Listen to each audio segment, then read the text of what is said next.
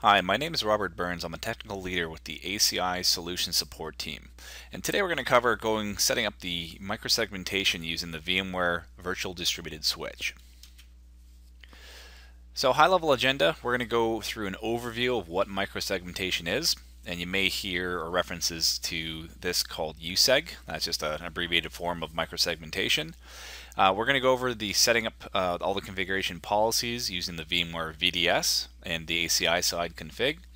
We'll go through an actual demo deploying this and looking at some verifications to make sure that uSeg is operating the way we expect. And lastly, we'll cover some additional considerations that you have to make when you have your ESX hosts residing on a blade switch. And for our examples here, we'll be using Cisco UCS. Okay, so let's start with an overview of what microsegmentation is. So these support EPGs that are really defining their endpoint memberships based on various attributes, and we can either use network attributes or VM attributes such as a name, different type of tags, attributes that are in VMware, or you can just go off the basic IP and MAC type of network type attributes. So some of the use cases of why we'd want to use microsegmentation is perhaps you have to isolate certain VMs. Let's say a Windows VM is identified with a vulnerable flaw.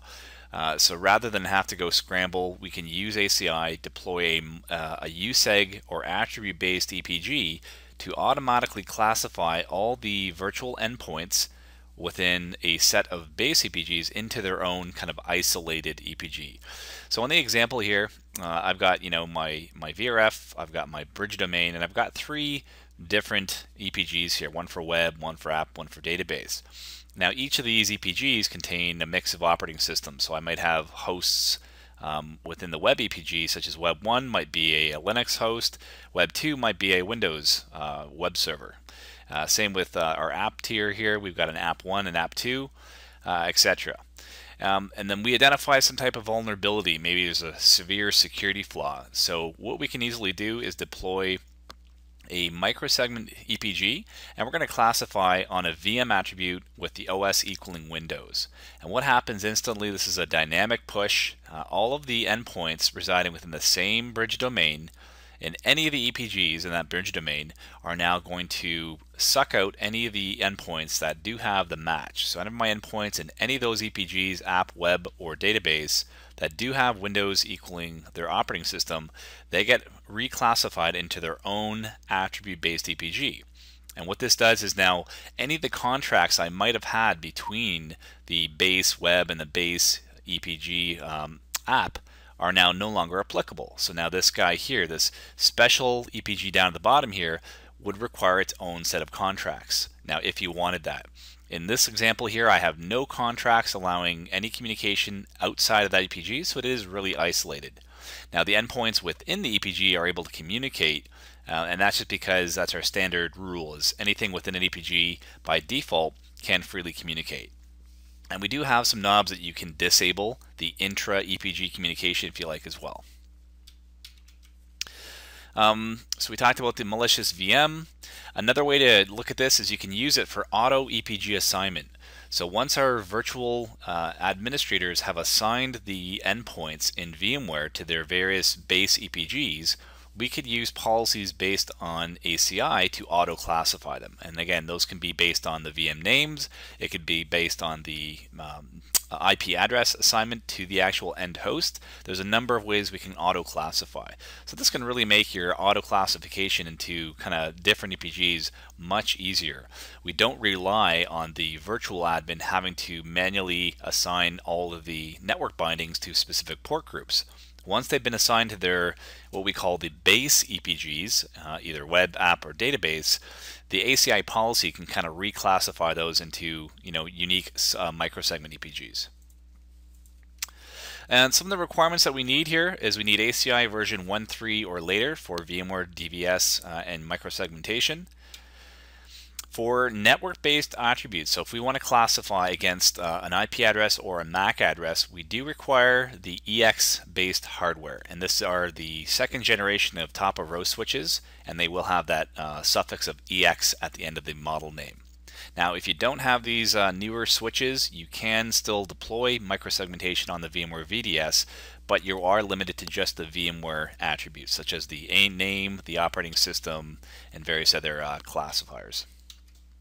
This is only going to work with VLAN, so there is no support for vShield or VXLAN mode. So if you are looking to use this with VMware VDS, just keep in mind that vShield is out of the picture. ESX has to be 5.1 or later, and that's really our generic support level for anything with VM integration and ACI. As long as we're 5.1 or later, 5.5, 6.0, 6.5 are all supported.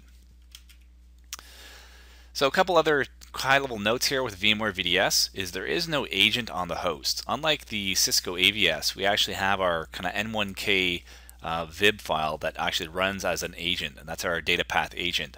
We don't have that with the VMware VDS, so the solution that we kind of came up with is a little bit different. We're actually going to leverage private VLANs to help accomplish what we want to kind of happen here. We don't want to allow, certain VMs to talk either outside of their EPGs or against other EPGs. So we actually leverage very creatively private VLANs using isolated modes at the VDS level. And we're going to see this in the example. When we go through and set up the microsegmentation, we're going to see the VMware port groups kind of flip from regular port groups into isolated port groups. The other change as well here, instead of using the basic ARP that we've been using before, we're going to be using a proxy ARP method here. And I'll talk a little bit more about this as we go through here. The leafs that are using MAC addresses are using this to reclassify traffic. So where we're using kind of the VLANs and matching into a segment ID, we're actually going to create these, under the hood, we're creating these MAC address based EPGs to kind of reclassify things. And that's how we get that control to either allow communication between EPGs or, outside of their base EPG and down to the microsegment EPG. For the blade switches, as I mentioned really high level, there is additional configuration that we have to do manually. So there's some private VLAN configuration we have to do that ACI is not going to do for us. And this goes for any type of blade switch, if it's UCS or HP, Dell, or IBM. That a little extra step there, we do have to create some config manually on those blade switch systems in addition to what we're going to do in ACI. A couple other notes here. By default, regular EPGs do not support microsegmentation with the VMware VDS. So if we do want to allow a base EPG to participate in microsegmentation, meaning if I have base EPG endpoint members, if I want to make that endpoint group eligible for the microsegmentation, there's a little checkbox that we have to just flip on inside of ACI. And this allows any of the endpoints within that EPG to really be contenders for microsegmentation. And what this actually does is it puts the endpoint group into private VLAN mode on the DVS. So that's that little change that we're going to see in VMware as we go through here. And then other than that, there's no other big changes between microsegmentation on the Cisco AVS versus the VMware VDS, except for that one little checkbox there. It operates very similarly to how it does with ACI and the AVS. So we mentioned about Proxy ARP. So Proxy ARP is going to be enabled on the base EPG. So when we flip on, the allow microsegmentation checkbox within the VM domain binding, we're going to be doing Proxy ARP. We're not going to be doing flooding at all. So there's no flooding in the microsegments as we would have with regular EPGs, and instead we're doing really host-based routing here. So we're using /32 host routes.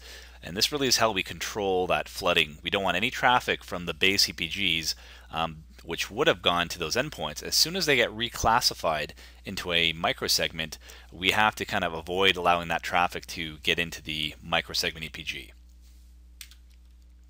The other thing to note here is within the scope of a microsegmentation, it goes by the bridge domain. So any of the EPGs that are assigned to the same bridge domain are available for this microsegmentation. So if you have multiple bridge domains, that's kind of our scope, or as far out as we can reach with microsegmentation. So we do match on any of the base EPGs that fall into the same bridge domain. And within that same bridge domain, we only need to use a single isolated and primary VLAN pair. And that's going to use for all of them. So when we're creating a little bit of extra work on the UCS side, we don't need that much. We just have to create a single kind of pair for a primary VLAN and one isolated VLAN. And that's going to be used the same across all of our hosts that are going to be isolated. And we'll look at a little example here in a sec. So with VM domains, we usually will go with a dynamic VLAN pool. And so let's assume that we're not using any type of blade switch. So the VLAN allocation is going to be dynamic. So typically we have people who will allocate a range of VLANs, 50 VLANs in a pool that will be used for their VM integration. And we really don't care which VLAN ID specifically gets assigned to which EPG. It's a dynamic nature. As long as we have the minimum number of EPGs as the size of the VLAN pool, we're going to be okay here. So one thing to note here is when we do use microsegmentation with the VMware VDS, the private VLAN piece of it is going to use 2 VLAN IDs from that pool. We do optimize it a little bit, and that's because we're going to use the private VLAN ID, like I said, per BD. So we only need to take kind of an extra VLAN for each bridge domain you have that's going to participate in the microsegmentation. And the EPGs are going to associate to the same bridge domain that all the other VLAN IDs are used within that domain. So for an example here, if we look at our tenant here, we got 2 tenants, one called Coke and one is called Pepsi. Each of them have a single application profile. The application profile EPGs for Pepsi is just prod, or production, and for the application profile under Coke, we've got a web app database and then a uSeg EPG here. Now underneath of the Pepsi, we're going ahead and we're going to bind this VM domain. So each of these tenants are both bound to the same domain here. Now we're going to allow the microsegmentation only on the web app and database of the Coke tenant. Now if you remember when I said the 2 VLAN IDs are allocated per bridge domain. So underneath Coke here, they're both the web and app happen to be using BD1, bridge domain 1. The database EPG is using its own bridge domain called bridge domain 2. So if we kind of look at how it would look here, very simply the Pepsi, his application, he only has a single EPG. He's not using microsegmentation, so just as standard VM domain integration goes, he's going to be allocated a VLAN. And if we look down here, if we were to look at the actual assignment, that Pepsi prod EPG gets assigned VLAN 10, very simply. But over in your Coke, here's where I have my 3 base EPGs, web, app, and database. We're allowing microsegmentation. So if I look at my Coke app and web here, I can see that we get that pair. So I've got a primary and an isolated VLAN. So 5 and 6 are my 2 VLANs I'll be using for these 2 guys here. Now I do need 2 VLANs for the database as well, but because he's in a different bridge domain, we need to allocate a different pair of VLANs, one for his primary, one for his isolated. So that's why over here in Coke, the database here ends up with private VLANs using 7 and 6 as the VLAN IDs. And last but not least, if we look down at the bottom here, we've got our uSeg EPG, and the uSeg EPG is not going to have any classification, and that's because that uSeg EPG is actually not going to appear as a port group on vCenter. You'll be able to see the endpoint memberships within ACI, but as far as it actually showing up as a separate EPG in vCenter, you're not going to see that. And that's kind of some of the magic that we see here, but it can also be a little confusing. You may expect to see your endpoint groups assigned to it. What you will see in vCenter is you will only ever see your endpoints attached at the base EPG level within vCenter. But again, under the hood, as we're doing reclassification, if you look on ACI, you're going to see the actual memberships, be it either a uSeg EPG or a base EPG if there's no matching. One other point here is when we're binding a VM domain to a specific EPG, we have to make some modifications to the deployment settings. So when you deploy a VM domain, it's going to ask you what your resolution and your resolution. There's another setting we've got to set here, and they need to be set as immediate. And that's because we have to do programming ahead of time, and we have to be able to support if the APIC is down. We have to know what that MAC address is and kind of pre-provision any host within that VM domain. So by default, our resolution summary, a resolution immediacy is going to be enabled, and our pre-provision is not supported. And this was something that's different. We typically could use pre-provisioning if you had VMware and you wanted to pre-provision the policy. If your hosts were more than one hop, we could get away with that. But with vDS and microsegmentation, we do not support using pre-provision. So we want you to set really both of the configuration settings to be immediate. Let me just grab my screen here and I'll show you really quickly the screen I'm looking at. Add VM domain. Okay, so I'll just swing this over here. So when I do bind a VM domain here is where it's going to ask which VM domain do I want to use, and then the deploy immediacy is usually set to on demand. That setting there again just has to be set to immediate. So just keep in mind your resolution and your deploy should both be set to immediate when you are expecting to use VMware vDS with microsegmentation. And quick note on the matching scope. So people ask, how far does this reach when I'm doing attribute matching? How many EPGs are affected? We're going to scope any EPG within the same bridge domain. So if you have 1 or 10, it's going to dictate how many endpoints are eligible to get pulled into that microsecond EPG. They have to be assigned to the same bridge domain. Operators and attribute matching precedences is the same as the AVS, and I'll show you that in a couple slides here. It just shows the order of preference if it's in a network attribute or if it's a VM based attribute. There's certain preferences that we can do. So if you do have multiple attributes that are being matched or defined on a uSeg EPG, we'll show you which ones will take priority. And again, with any type of blade switch such as UCS, the APIC does not do the private VLAN programming. This is something that the user will have to do manually. And what we will really do is when we're going to use something like a blade switch in the mix here with the VMware VDS and VMware, is we're going to do a bit of the mapping manually. And instead of using dynamic VLAN association, where it could really take that secondary isolated and the primary VLAN out of that pool, we have to know which specific VLANs are paired together as primary and isolated, because we got to create that config on UCS or the respective blade switch. So when we are going to create this extra private VLAN pair, we're going to actually set up the VLAN pool to contain a couple of static VLANs. And this allows us to have a couple of VLANs that we know are always going to be used as those primary and isolated VLANs that I can then create the same config on UCS to match it. And about the attribute preference, so here's a set. IP and MAC sets take the top precedence. So if you had, say, an IP address and a VM name both trying to match, we're going to prefer the higher priority, which will be the IP set as the number 1. And the lowest one is down there towards the DVS port group, and we go up from there. This is kind of a reference for you for later. Now when we do matching, even though we know the type, there's also operators we use. We could say the IP address has to equal, it has to start with, or it could contain.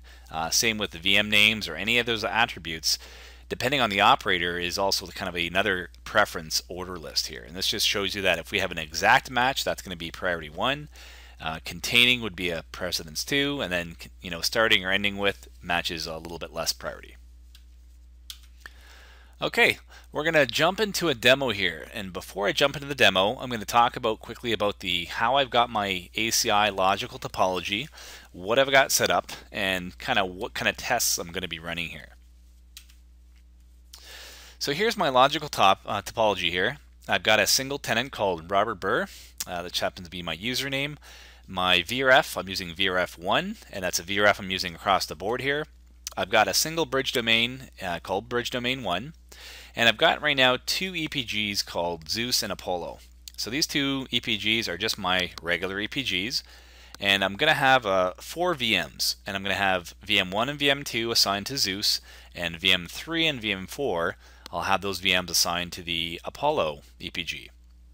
Looking at the IP addresses in my Zeus, I'm going to kind of keep that subnet as a 1.1.1 subnet, and these are /24s. And VM3 and VM4 are using a 2.2.2.1/24 subnet. So the routing is going to be all within the fabric. I'm going to have subnet routing created. So my 2 BD subnets within BD1, I've got 2 subnets defined there. which is 1.1.1.1 and 2.2.2.1. And we'll show how the routing works and reachability works. Now what's going to happen is after I confirm that I have my endpoints assigned to their respective base EPGs, I'm going to create a microsegment EPG. I'm going to create one called Hercules, being the son of Zeus, so he's kind of a microsegment EPG. And I'm going to define a couple of VM attributes. And I'm going to say I want to match on any VM that's named VM2 or VM4. And what's going to happen is those VMs are going to get pulled down and reclassified into the Hercules EPG. Now I'll be able to see and verify all of this on ACI, but according to vCenter, they're still going to belong to those base EPGs. So this is kind of the transparency gets a little bit muddied between what the VMware admin can see and what the ACI admin knows is happening under the hood here. We're also going to have a contract between the Hercules and the Zeus. So the parent and son relationship, these guys will be able to talk, and that's because I'm going to have a contract defined between these two. But there's no contract between the Zeus and Apollo EPG. So VMs in Zeus and Apollo will not be able to communicate. However, once they get pulled down, so VM4, which came from Apollo, once it gets down into Hercules, he should therefore be able to talk to anything in VM1 because I've got a contract allowing that. He'll no longer be able to talk to anything in his original EPG because he now doesn't belong to the Apollo EPG. VM4 now belongs to the Hercules, so all the contracts and policies applied to that EPG now take effect. So some of the tests I'm going to run here. So very firstly, I'm going to test my intra-EPG connectivity. So I'm going to just prove that inside of the EPG, as we should expect, anything within Zeus, so VM1 and VM2 should be able to communicate, and anything within the Apollo, which is VM3 and 4, they should be able to communicate. And we'll just do a quick test there. The second test I'll do without making any changes is I'll test inter-EPG, so between Zeus and Apollo, and we expect that to fail because there is no contract allowed. So VM1 and 2 should not be able to talk to VM3 and 4. So we'll just do a ping test between 1 and 3, which should fail. The next thing we're going to do is we're going to create our uSeg EPG Hercules, and we're going to match on the VM names 2 and 4. And we're going to test out a ping between VM2 and 4. And we expect these to work now because those two VMs, which were each in different base EPGs, now belong to the same microsegment EPG. So we should have no problem with VM2 and VM4 communicating after we do that match. And then secondly, we're just going to make sure that the Zeus and Hercules EPGs, because there is a contract there, that VM1 and VM4 should be able to communicate. Last but not least, we're just going to change one extra setting just to demonstrate the functionality and show you that intra-EPG isolation can also be disabled. So on the USeg EPG, where we were allowing VM2 and 4 to communicate within their Hercules EPG, we're going to turn that off and disable that. And it's a little knob called intra-EPG isolation, and that should prohibit any of those endpoints within the same EPG to be able to communicate. So let's stop here and we're going to go flip over to our live demo now. Okay, I'm logged into my ACI Fabric, as you can see here. I'm going to go through the tenant configuration just to show you exactly what I've got configured before I do it. So I've got my application profile here called Agent Grease, and I've got 3 EPGs, one called Apollo, one called Hercules, and one called Zeus. Now as you can see, I've got Hercules is configured as a uSeg or a microsegment EPG, and my Zeus and Apollo are configured as regular base EPGs. Now the only contract I'm allowing here is between my base EPG Zeus and the microsegment EPG called Hercules. They are allowed to communicate. So endpoints in Apollo and Zeus will not be able to communicate, just as Apollo and Hercules endpoints will not be able to communicate. These guys are all using the same bridge domain. So if I just go down here, I've got a single bridge domain that all my EPGs are using, and they do all belong to the same VRF as well, one single VRF. So other than that, that's pretty much all I've got set up so far. Please note though, I've got all my interface profiles, my policy groups, all that configuration has already been done. So the actual connectivity for the actual hosts running ESX is already been completed for us. Okay, so what I'm going to do is go ahead and create my VM domain. So I'm going to go over to the VM networking tab, and we're going to create our VMware DVS domain. So I'm going to give it a name here. I'm going to call it Olympus, and I'm going to keep the default virtual distributed switch.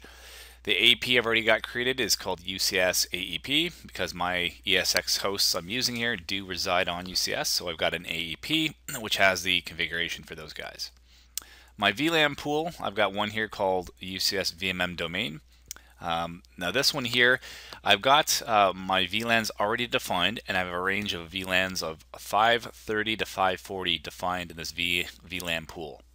Now I've already got that allowed on UCS, and I will come through and show some of the additional configuration required on UCS. But the VLANs, because my topology has UCS FIs in between really my end host and the leafs, we have to ensure that whatever VLANs I'm creating in my VM domain pool are also created and allowed between the UCS FIs and the end host. So I've got VNix on UCS configured here. Here's my profile, and within here I do have my VNix with all of my VLANs allowed. So here's my VM VLAN pool, 530 to 540, and those VLANs are allowed on the two interfaces that I will be using for my ESX host. So that has already been done. Now, if your host is already directly connected, or maybe using a rack server which is directly connected to a leaf, this is a step you don't really have to worry about because ACI will provision the network all the way through. But because we're running on a blade switch, there's a couple other considerations we have to do.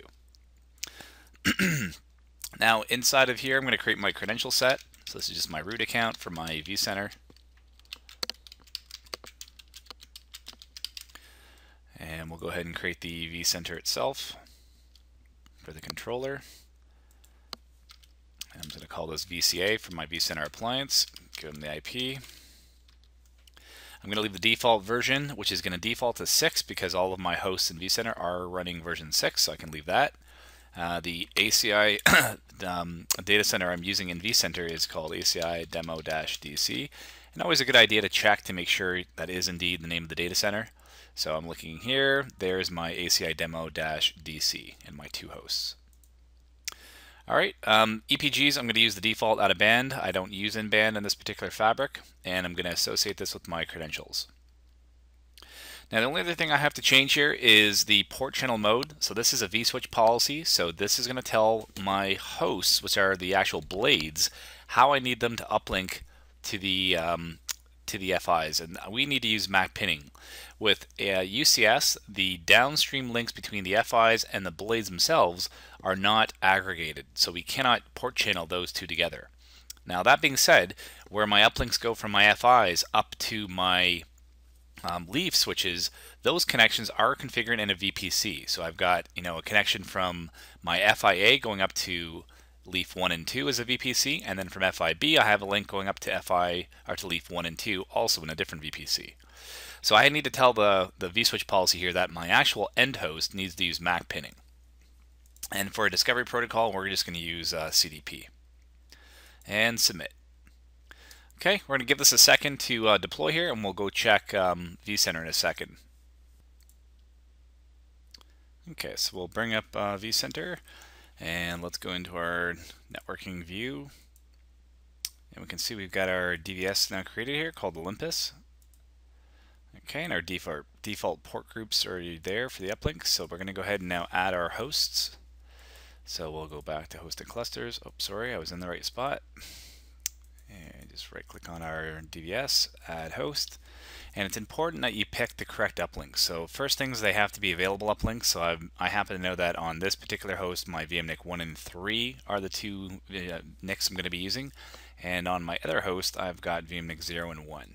And if you're ever unsure, you can always use CDP info to check the interfaces and make sure that they are the correct ones indeed. So this is especially important with UCS. When we do have to allow certain VLANs on certain NICs, I want to know that my particular VNICs I'm using for my uplinks carry all the VLANs within my domain.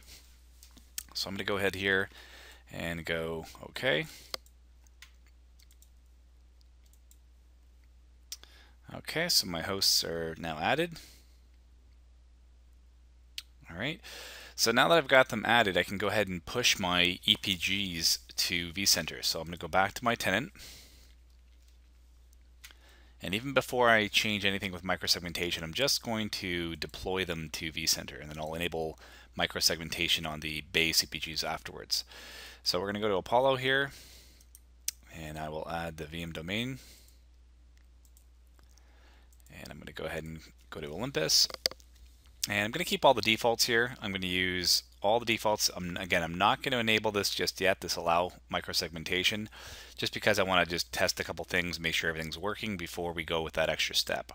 And I'll do the same thing on my Zeus EPG.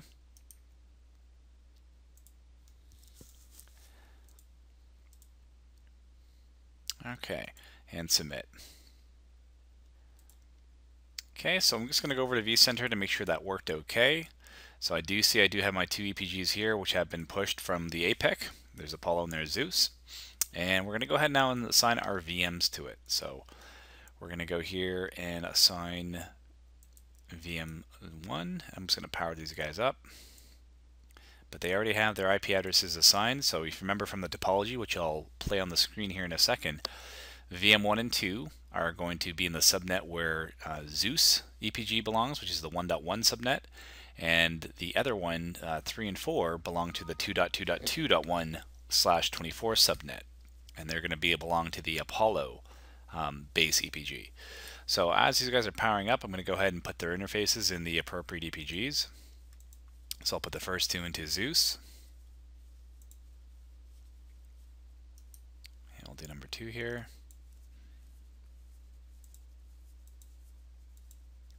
And I'm going to go ahead and put 3 and 4 into the Apollo one, just so we can show a couple different tests here.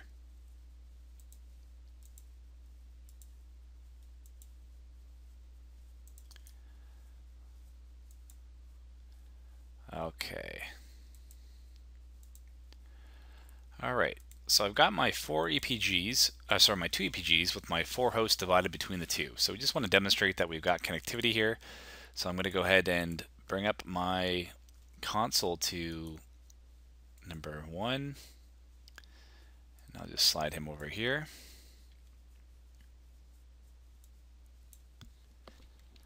And I'll open up number 2.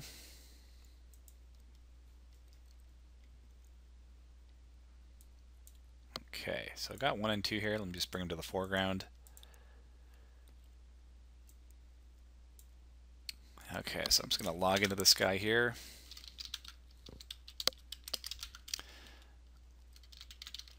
And I'll just show you that his address is 1.10, and this guy here, I'll log in him as well,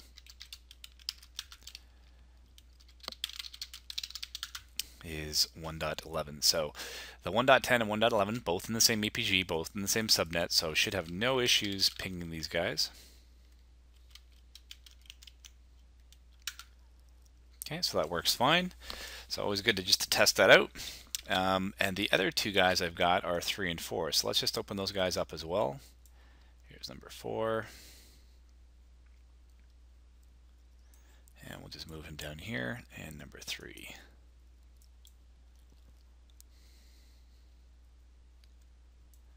Okay, so let me bring all these guys to the foreground so we can all see them. 3 and 4. Okay, so we know that we can ping between VMs 1 and 2. We should have the same thing between 3 and 4. So let's go ahead and just test that out. And let me just confirm his address. So this guy is 2.10, and then my friend over here is going to be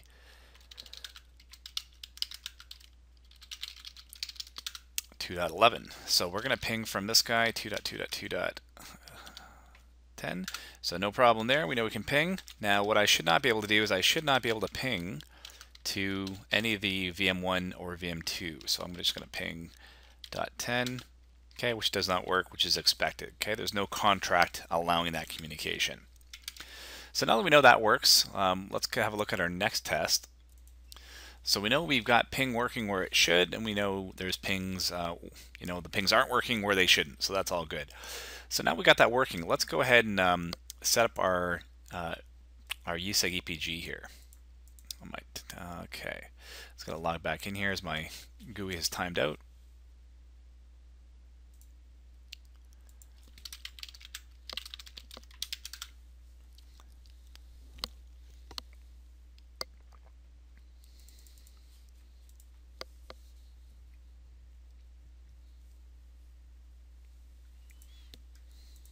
Okay, back to my tenant. Now, one thing I did mention is that with UCS or any type of blade switch in between the leaf and the end host, there is additional config that is required. In our case, what's going to happen is we actually have to do a little bit of extra config on the domain binding and on the UCS. So what I've done with our implementation for uSeg on the DVS is we actually leverage private VLANs, as we mentioned. So what we have to do is we've got to configure the private VLAN pairs on the domain binding itself. So for this particular domain binding, I'm going to remove it and I'm going to re-add it back here. But this time I'm going to have to use static allocation. And I'll show you that in a sec here. So the reason why I have to delete it because I cannot, once I pick a VMware domain, I cannot change this VLAN mode from dynamic to static. So VLAN mode in dynamic is going to pull, arbitrary VLANs out of that range of that pool. Now that's fine if your host is directly connected to the leafs, where ACI is really going to manage that VLAN deployment all the way from source to finish. But with UCS in the mix, I've got to know which VLANs I'm using for the private VLAN association. So for this, I'm going to use static mode, and here's where I'm going to check allow microsegmentation. And here's where it allows me to enter my primary and my secondary VLAN. Now on UCS, I've already configured this. So if I go back over to my LAN tab, I've created some VLANs here, and let me bring them down here. I've created two VLANs here. You can see them as I've called them ACI Microseg or uSeg vDS primary and then secondary. So my primary is set as a primary private VLAN type. So the sharing type, which is for standard VLANs, would be set to none. I've configured this guy to be his primary as 500, and the secondary, which is 510, is configured as a isolated, and I've mapped him to the primary VLAN 500 there. So that pairing has been done. Now what I've got to do in ACI here is I've got to match that up. So what I'm going to do here is go for my primary, I'm going to say VLAN 500, and for my secondary, VLAN 510. And this is going to keep that pairing consistent throughout the BD. So anytime I have any base EPG that we want to use microsegmentation for, it's going to use the same pair for any isolated EPGs. So we don't have to allocate more than one pair for private VLANs unless you've got more than one bridge domain. So we have a single bridge domain, meaning I can only use this single set of pair VLANs for my uSeg integration. Okay, I'm going to keep everything else the same. Go ahead and click OK there. Now I've created the domain binding. Now what that's going to do as well is if I go back to vCenter and I go look at my host and go look at the port groups here under networking and distributed switch, now I can see that the VLAN there is actually set as 500 and 510. So the private VLAN configuration has been pushed now from APIC all the way down to the end hosts here. Okay, so that's been done. Now my other guy here, that was for Apollo. So this is for the Zeus one, so I've got to do him next. So you can see Zeus is still using 532, but I'm using that pair, that different pair on the Apollo. I don't know if we can see his full name, but it is Apollo there is the full name. Okay, so let's go ahead and do the second guy. And we'll go to Zeus. And we're going to add, go to his domain binding. And again, we're going to have to remove this because you can't modify an existing once it's been allocated. So we just got to delete it and recreate it here. So typically you do this before you associate VMs to it, but I'm going to kind of skip that step and just do it on the fly here. As long as you use the same port group names and EPG names, it maps it back no problem. The other thing to note here is we should be changing this to immediate. Okay, we do use immediate by default. Under the covers, it uses the immediate deployment immediacy, and the reason for that is that we have to have the policy deployed on any leaf that connects to this VM domain. And that's to allow for things like vMotion and to allow any type of forwarding should the APICs be down. We can't rely on the APIC to be up, so this kind of protects us in the case that we cannot pull configuration down to leafs that are associated to our VM domain. So I'm going to go ahead and do the same thing here. Allow uSeg and give it the primary and secondary.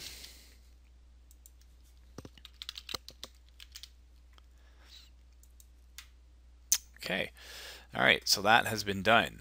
So now we're going to just go up here to the top one. One thing I forgot to do is I just want to change that deployment immediacy, and this is something we can change on the fly, so I can go ahead and set it to immediate. Now again, under the covers, we are going to use immediate regardless, and I do have an enhancement request open to just, as soon as we check this allow microsegmentation, it's going to flip this to immediate regardless. So just a step, because this is an earlier build that we're using. Okay, so now I've got my Hercules microsegment EPG. I haven't bound it to the domain yet, and the reason why is because you want to define your attributes first before you bind it. Okay, so we need that to happen first. So if I just go check my endpoint learning, I still expect to see VM 1 and 2 on Zeus and 3 and 4 under Apollo. And if you want to verify that, you can go to the operational tab here, and I do see my two VMs, 3 and 4 there, and then under my client learning under Zeus, I should see VMs 1 and 2. Okay, and we do see those guys there as well. And again, you can see the VLANs that are currently being associated. Okay. All right, so now that's been done. I haven't done anything in terms of microsegmentation yet, so let's just go back and retest everything and make sure things are still happening the way they expect. Because we haven't matched anything, so I should still be able to expect to ping 211. Okay, which works fine, so that's great. And then we know that this guy should not be able to ping anything in the 2 subnet because there is no contract there. So we try and ping that, does not work. And down to my other guys, if I try and ping across to 2.2.2.11, should come back fine.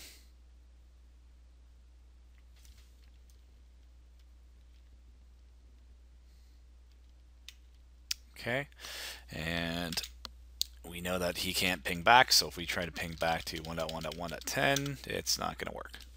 So everything's still the same. Nothing's changed. We haven't invoked any uSeg yet. So now what we're going to do is go ahead and do some matching. So I'm going to create an attribute to match on the name VM test VM 2 and 4. So I'll do odds. I'm going to take one from each of the EPGs. So I'm going to add one here. I'm going to make a VM attribute. And I'm going to use, I'm just going to call it VM test VM 2. The VM name is going to equal. Now the cool thing about this is it actually does a lookup, so I'm actually pointing to my domain name and I can actually filter and look up all of the VM names. So the VM that I want to use is called test VM 2. And I'll do one more.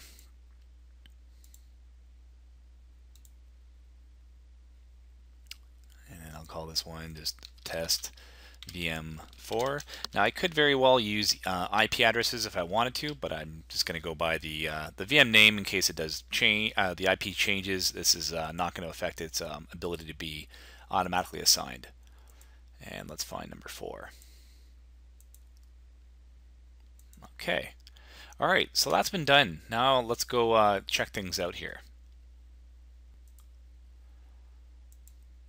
So these two guys are now in the same EPG. So essentially VM2 and VM4 should be able to communicate now. So let's go back to vCenter. I'll bring up VM2 and VM4.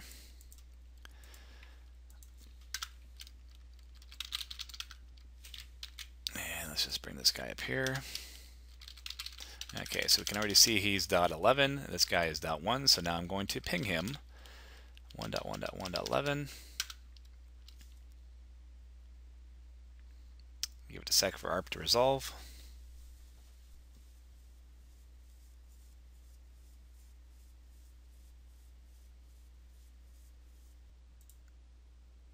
And we notice our ping's not working, and I know the reason why.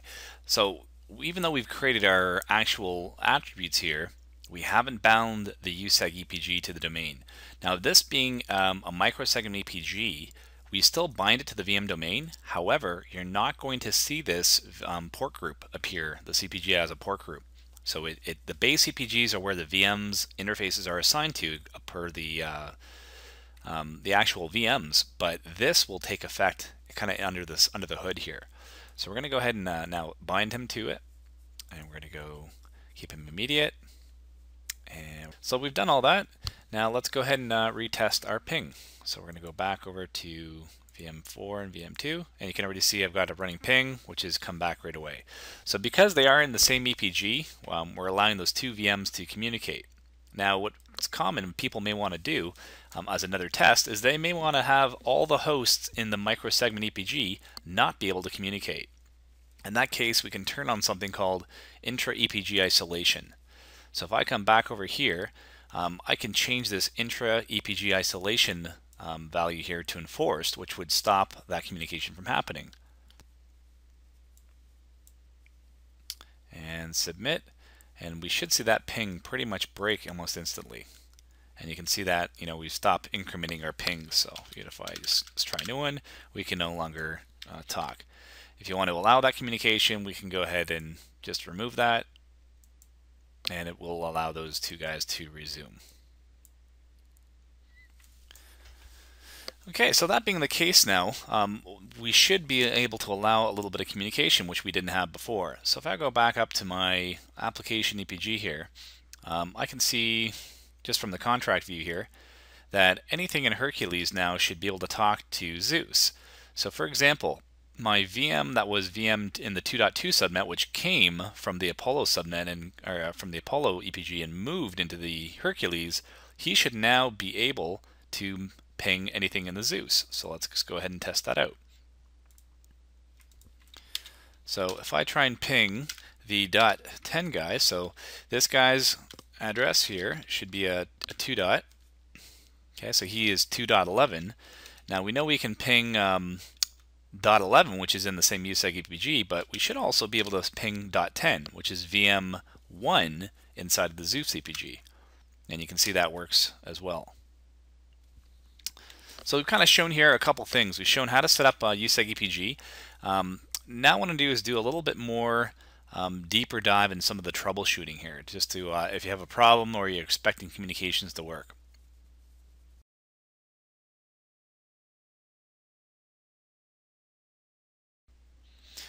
Okay, so let's do some verification here in troubleshooting. So, you know, some of the simplest stuff we can do inside of ACI in the UI is you could look at, you know, your endpoint learning under the operational tab, and you should see, you know, the appropriate endpoints belonging to the group that they belong to. So these guys, being a match on the names, do end up in the correct EPG. Now, if you're expecting, you know, something different to happen, this is where you can confirm it. Now, if I go back to my original EPGs, those two VMs will no longer be learned in those EPGs. That's because the source class now belongs to that of the uSeg EPG. So I should only see the one EPG or the one endpoint here, and then in Apollo I should see VM3 still sitting there. And there they are. So let's go ahead and look at. I'm going to bring over my putty session here and make this a little bit easier to see. Oh, this isn't too bad actually. We'll go ahead and keep it here for now. Okay, so I'm logged into Leaf 1 here. Got to restart the session.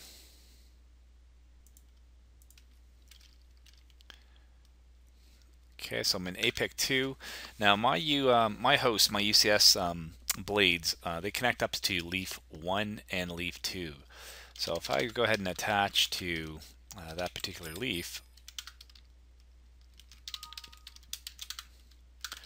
I can go ahead and look at my CDP info, and I should be able to see, you know, just confirm which interface I'm looking at. So 1 and 5, 1/6, both connect to my two UCS chassis, and I can go ahead and see these are in VPC.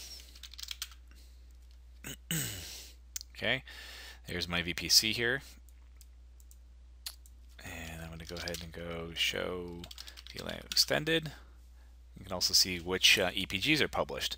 So I can see that I've got my bridge domain here, and I can see which interfaces it's been programmed on. So I've got ETH1 and 1.5, 1.6, and then port channel 1 and 2. And those are the two separate VPCs that go down to one to FI-A and one to FI-B.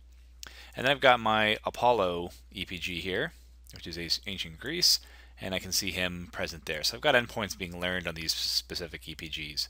Now if I look down below here, I can match up that in the Apollo, he's using VLAN 510.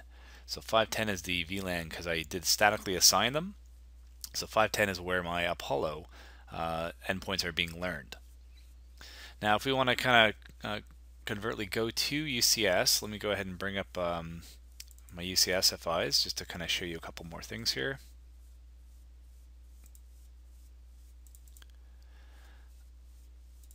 Okay, so if I go to my host here, connect NXOS, and go show MAC address VLAN 510, I'm going to see my host there. So there's my VM. So let's go look for D91F, and we'll tell you exactly who that is. So if I go down to my USeg EPG, and looking at my endpoint learning, D91F, and that happens to be VM2, and that is that particular host. So we can always go through here and look at that endpoint information if we want to see what's going on there. Now if I want to have a look at the other side, on the B side, let's see what's being learned on the B side. MAC address, VLAN 510. Okay, I've got a few more VMs here. Let's go ahead and I'll move this out of the way a bit so we can see who's who. So 39C5, there's my VM4. I can see him over here. And then these other two here are most likely going to be my other VMs 1 and 3. So depending on how the host is uplinks and how the pinning is set up, they're going to go through different paths. But this just shows me that I'm learning, on that on those specific primary VLANs and secondary VLANs is where you're going to see all the learning of these hosts. So even though we're learning these on these isolated VLANs on UCS, once they get up to the leaf is where I allow them to communicate or not based on the traffic information. So let's go back to our leaf here, and we can look at a couple other things here. So if I get I'm going to go down here to get some networking information, and I'm going to get to the VRF ID here. So if I just expanded my networking, and I want to get the segment ID here for my VRF, and that's easily displayed here in the UI, or you can get this from the UI as well. So there's my segment ID, which is 222.8.224. So using that command here, I'm going to go back over to my console and just move this over a bit so we can all see. And we have to get into the show zoning rules scope, and then we're going to use the 222.8.224. So this is going to show me all of the rules for this particular VRF here. So let's just go ahead and do this one more time. Okay, so I've got a bunch of rules programmed, as you can see here. So I've got these source EPGs and destination EPGs shown as their source segment ID. Now the way we find the segment IDs, again, we can look at either the CLI or you can just go to the GUI. And if I go to my Zeus here, EPG, I'll have a PC tag or my source class right there. So there's 16.386. So if we look here, 16.386. Now per our contracts, we know that we only have a contract between the Zeus EPG and Hercules. So if I go down here to Hercules, his PC tag is 49.154. So looking at my VRF, I've got a rule here which allows those two EPGs to communicate two-way. So that's going to allow all that communication to happen, and we've got obviously a permit happening here. Okay, so that just shows me that that was a contract there. Now if I were to remove that contract, it's going to take those two rules out and the communication will not be allowed. So now that I know these rules, rule IDs here, we can confirm if they're being hit. So if we're seeing traffic that is going through, we're not sure why, well, this can help us figure out why that is. So we can look at a command, show system internal policy manager stats, and we put in the rule ID. So let's say I want to look at this particular rule here.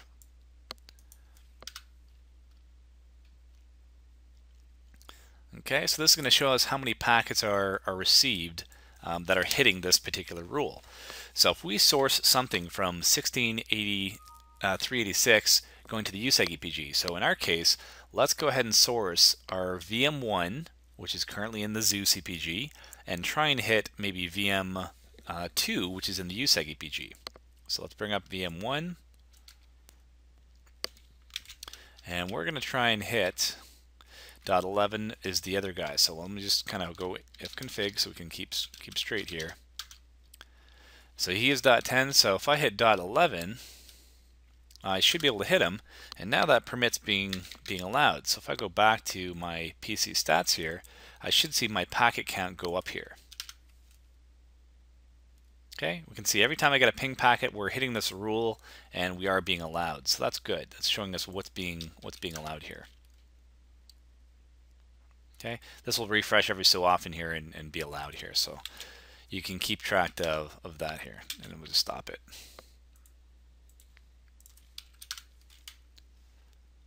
Okay, so we've got a new packet count there of how many are hitting that rule. So this is a good way to test out and see which of your rules is being hit.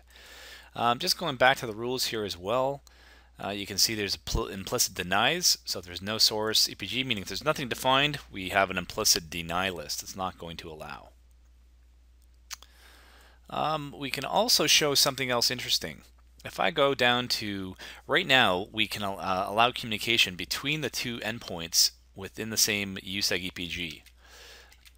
So if I go back to my VM2 and VM4, both of which belong to my USeg EPG here, we know that these guys can communicate. So if I try and hit this guy, he works fine. And that happens to be .10. Let's just test .11. Okay, it works fine. So .11 and .12, .11, 1.11 and 2.11 are in the same EPG now, so they can both communicate. And if you want to confirm that, a nice way is just to look at the learning templates or the learning tables here. So these guys here, 2.11 and 1.11, in the same EPG, they can communicate. And I've got a running ping happening here. So we know that works. Now if I go ahead and flip on my intra-EPG isolation, we know that that's going to stop. We've demonstrated that already. So I'm going to go ahead and turn that on, and we're going to show you what it does under the hood. So I'm going to enforce this. It gives me a little warning just saying yes, it's going to be impactful, and we should now see that that ping has stopped. So if I go back now to my CLI here, and let's go back and look at the zoning rules. So this is for the VRF.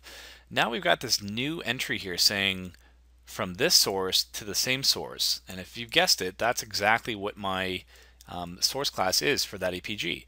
So we're saying I don't want to allow any traffic with going to itself. So all the traffic has to traverse the hosts and come all the way up. So there's no way that this traffic can even be locally switched on the DVS locally. So all that traffic has to come up to the leaf for policy enforcement. And that's exactly the role of an isolated port with private VLANs. We don't allow any communication between those two endpoints. So the way we do that is we force the traffic to come up to the leaf. Now it's going to look at and say, hey, you're sourced from the same EPG, you're going to the same EPG, yet my intra-EPG is denied, which we have this deny rule which would prevent that from happening. So looks good here, operating as we expect. So that's all I have for now. There's many other commands we can look at, but we'll leave that here today, and we'll come back again and maybe look at some AVS stuff next time. Thank you for watching.